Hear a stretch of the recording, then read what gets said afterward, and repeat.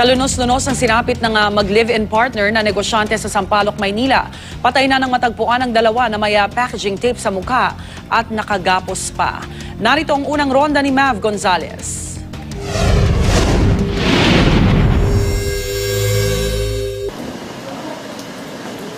Naaagdas na ang labi ng mag-live-in partner na negosyante nang matagpuan sila sa inuupahang apartment unit sa Sampaloc, Maynila.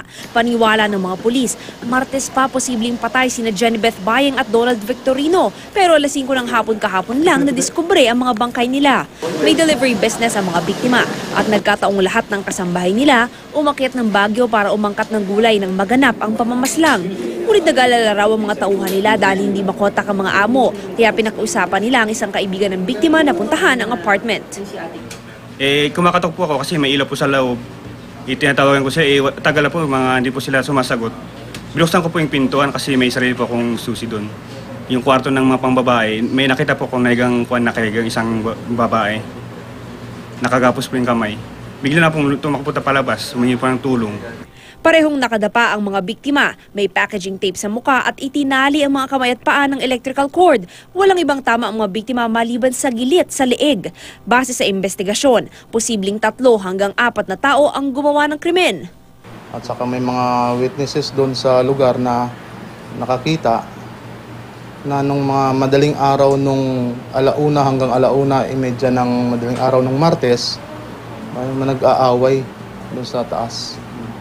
Hinahabol itong babae at saka sinasampal-sampal. Galit na galit itong gumawa ng krimen. At saka wala po siyang forced entry at saka forced exit. Posibilidad po na kakilala ng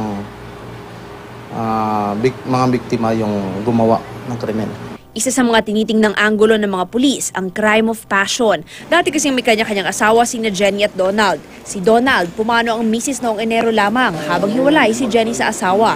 May nakuhang sulat sa apartment na may petsang 2011 pa na nagsasabing hiwalay na sina Jenny at ang kanyang asawa at wala na silang pananagutan sa isa't isa. Wala namang narecover ang mga pulis na anumang matalas o patalim na posibleng ginamit sa pagpatay. Hanggang ngayon, inaalam pa ng mga otoridad ang posibleng motibo at nasa likod ng pamamaslang.